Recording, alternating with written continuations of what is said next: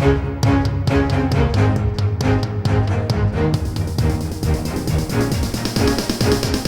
is the Washington Times front page for Thursday, August 5th, 2021.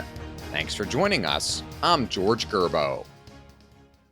Progressive Democrats are hailing their victory over extending the nationwide eviction moratorium as a turning point in their often tumultuous relationship with the White House. White House correspondent Jeff Murdoch and congressional reporter Mika Selner report the targeted extension of the eviction ban was a major triumph for progressives, who've won as much as they've lost in the Biden administration. For Republicans, the president's action is the latest example of how he's become beholden to the far left. Progressives have been frustrated with Biden's refusal to eliminate the filibuster and cancel student loan debt. Biden has also exasperated progressives by scaling down his infrastructure and jobs bills to appease Republicans and moderates. Democrats say the president's reversal on the eviction ban is a sign of his willingness to work with anyone to find common ground.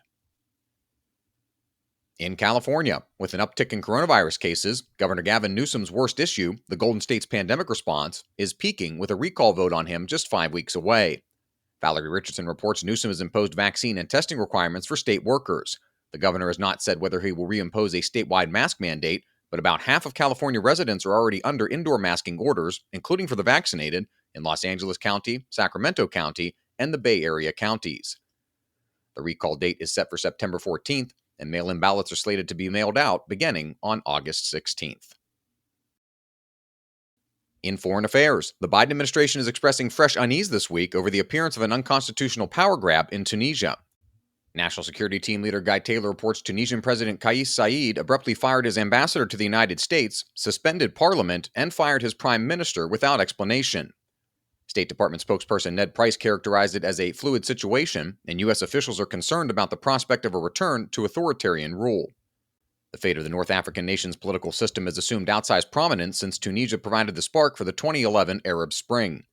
A decade later, Tunisia is widely seen as the lone remaining democracy to emerge from the upheaval. A reminder that you can find all these stories at WashingtonTimes.com/front page. Don't have access yet? Visit WashingtonTimes.com/George and get 25% off your annual subscription.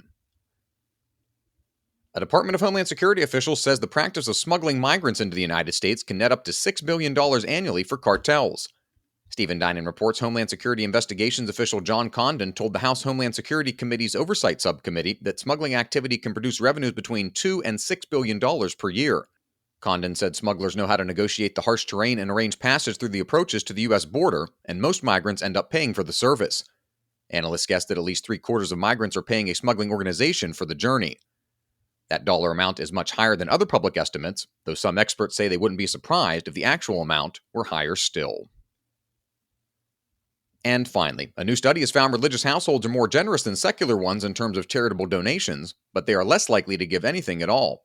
Religion reporter Mark Kellner reports researchers from the Indiana University Lilly Family School of Philanthropy found that 41.6% of secular households made donations to charities in 2018, the latest year for which data is available.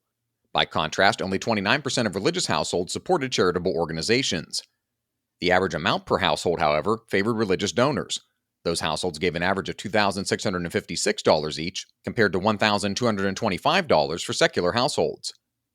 On the whole, 49.6% of American households made a charitable donation in 2018. That's a drop of 17% from the year 2000, when 66.2% of U.S. households donated to charity. Find all of today's front page stories at WashingtonTimes.com/front page or the Washington Times app, and find the Front Page podcast on all of your favorite podcast platforms. Just search Washington Times. You can also follow us on Twitter and Instagram at Wash Times for breaking news, sports, commentary, and more. For the Washington Times, I'm George Gerbo.